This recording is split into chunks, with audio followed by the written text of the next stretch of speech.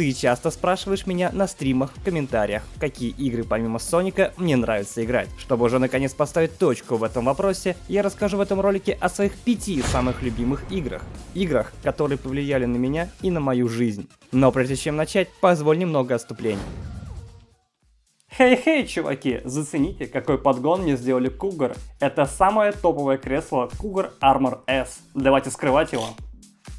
Что такое Cougar? Давай познакомлю тебя. Это тайваньская немецкая компания и лидер рынка компьютерных кресел, столов, девайсов и комплектующих для ПК. Но ты же понимаешь, что современному человеку просто необходимо ортопедическое кресло для работы, просмотров кинчика и для долгих игровых сессий, да? Я долго себе искал оптимальный вариант и решил остановиться на кресле Cougar Armor S. Сборочка у меня заняла где-то час и знаешь, напомнила, как я в детстве играл в Лего. Если тебе, как и мне, важно непревзойденное качество, максимальный комфорт и великолепный дизайн, то эта история для тебя. У кресла премиальный дизайн, бриллиантовая текстура, замшевые подушечки и просто офигенно удобные подлокотники. Но самое главное, они 4D и двигаются вперед, назад, в стороны, а еще регулируются вниз и вверх и подходят под любые нужды. То есть тебе не придется биться ими об свой стол, как минимум. А еще у этого кресла высокая обнимающая спинка, которая обнимает поясницу и поддерживает шею. Но если тебе этого мало, то для поддержания осаночки используются замшевые подушки под шею и под поясницу. Так теперь твоя родня не будет тебе орать прямо с коридора: сиди прямо, не горбся, пока ты войсишь с пацанами в Дискорде. А еще здесь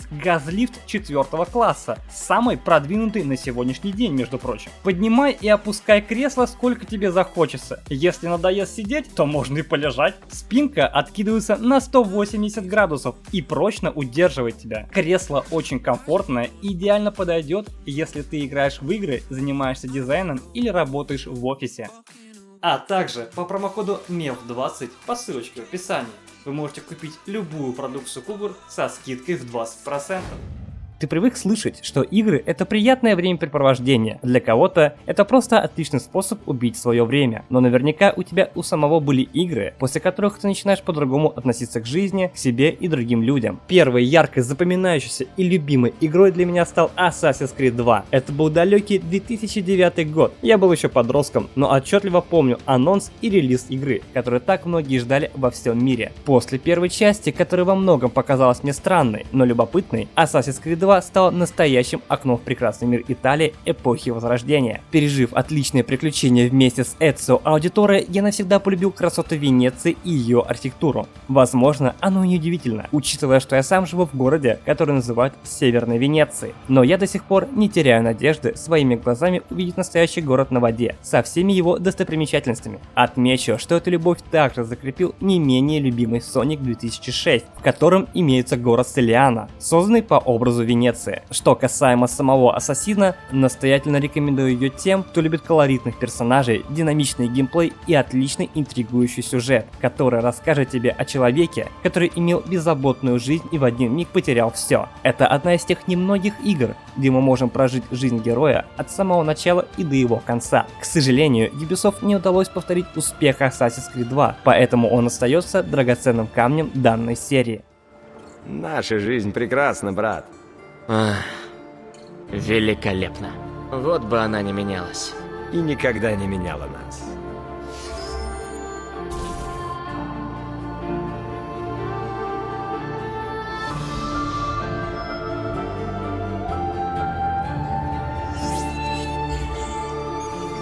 Следующей игрой в этом списке будет Metal Gear Rising, проект от моей любимой команды Platinum Games, которые явили миру такие игры, как Bayonetta и Vanquish. И пускай сценарий у этой игры не такой сложный и разносторонний, как у легендарной серии Metal Gear, но то, что меня в ней зацепило в первую очередь, это сумасшедшая динамика и насыщенный экшен под невероятный саундтрек, который я долгое время заслушивал до дыр. Да и сам Райден не оставляет равнодушным благодаря своей личной драме и философским разговорам с другими персонажами. благодаря которым сценарий игры сразу обрастает огромным количеством деталей и нюансов. Так, чем же повлиял на меня Metal Gear Rising в первую очередь? На самом деле тут много моментов, но самый главный из них, пожалуй, это моя проба пера в YouTube деятельности. Я решил начать делать серию роликов под названием «Как это было раньше», где я рассказывал о разработке любимых игр и демонстрировал их прототипы. И как ты уже понял, в этой рубрике как раз присутствовал Rising, чья история разработки просто поражала воображение. К сожалению, рубрика прожила не так долго, как хотелось, но именно благодаря Rising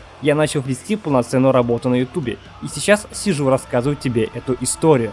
Второй, не менее важный момент, это мое знакомство с основной линейкой серии Metal Gear. Конечно же, я и раньше о ней слышал, но до Rising я не обращал на нее должного внимания. Ну и третий момент, это знакомство не только с играми Metal Gear, но и с другими проектами господина Хидео Кодзима, один из которых повлиял на меня не меньше самого Rising. Один из таких проектов Хидео оказался Zone of the Enders, динамичный экшен пролетающих больших роботов под названием «Орбитальные доспехи», которые являются важной частью большой полномасштабной войны между землянами и марсианами. В игре представлено недалекое и вполне реалистичное будущее, где земляне угнетают своих сородичей с Марса за право владеть уникальным ресурсом, благодаря которому и появились орбитальные доспехи. В общем, сюжет довольно сложный, запутанный и стоит своего внимания. Не ждите здесь какой-то саги в стиле Звездных войн. В Zone of the Enders все достаточно строже и реалистичней. И, как я сказал выше, представлен один из вариантов недалекого будущего, где все беды происходят из-за политических подоплек. Нет, я не углубился после этого в саму политику и не мечтал стать космическим депутатом, но это одна из тех вещей, которые позволяют делать игры более глубокими и сложными в плане сюжета. Кстати, эту любовь изначально привил ко мне небезызвестный Код Гиас,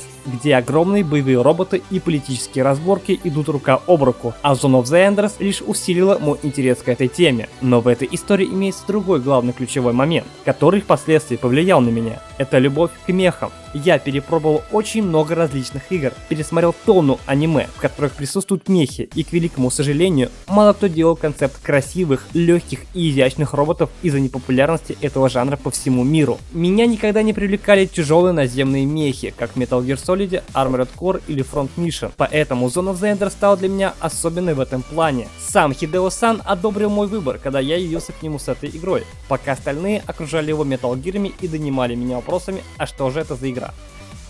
На этом я оставлю в покое тему роботов и мехов и плавно перейду к теме андроидов. И как ты уже наверняка догадался, речь пойдет о слэшере Nier Automata от моих любимейших Platinum Games. Можно долго говорить и спорить на тему того, что в Nier нет ничего умного и философского, а игра продалась чисто из-за идеальных форм главной героини. Но будь это действительно так, этой игры бы сейчас не было в моем списке. В действии Nier Automata похожа на Metal Gear Rising. Она также динамичная, понятная и захватывающая. Но самое главное — сюжетная составляющая. Она весьма глубокая и сложная. История повествует про постапокалипсис и войну андроидов с машинами за судьбу всего человечества, которого, впрочем, уже даже не осталось так таковой. Возможно, эта история еще одна альтернативная картина нашего далекого будущего. Настолько далекого, что это даже тяжело вообразить. Ведь события Нира происходят аж в 11944 году. Сама же Nier Automata поднимает вечные вопросы о красоте мира, природы и о смысле жизни. И все это крутится вокруг машин и андроидов. Человечество в этот момент уже давно угасло. Эти вопросы, о которых мы сами часто забываем и никогда не задаем другим. Нир очень многогранна, и в этом ее главная прелесть. На текущий момент я не встречал еще настолько глубокой и сильной игры, которая заставила меня взглянуть на многие вещи с другого ракурса и в какой-то момент лишний раз вспомнить о хрупкости человеческой жизни и чувств.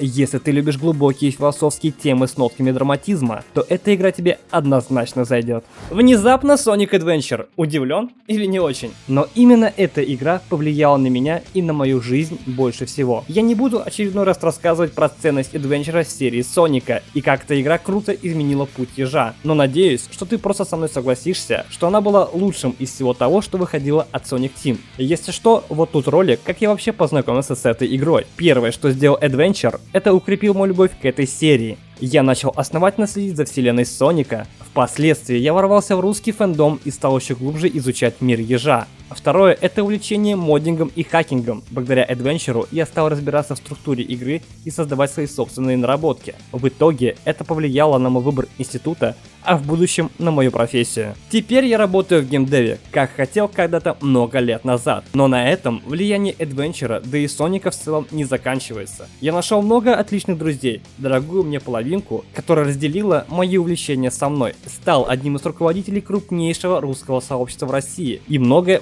другое. Я очень благодарен Adventure и другим играм за то, что они подарили мне разнообразный опыт, повлияли на мою личность и на мою жизнь. Наверное, у каждого есть игры, сильно повлиявшие на формирование его личности. Я был бы рад узнать, какие игры изменили тебя самого. Делись своими историями в комментариях. И если тебе понравилось это видео, не пожалей лайка. Тебе не сложно, мне приятно. А на этом все. Всем удачи и пока.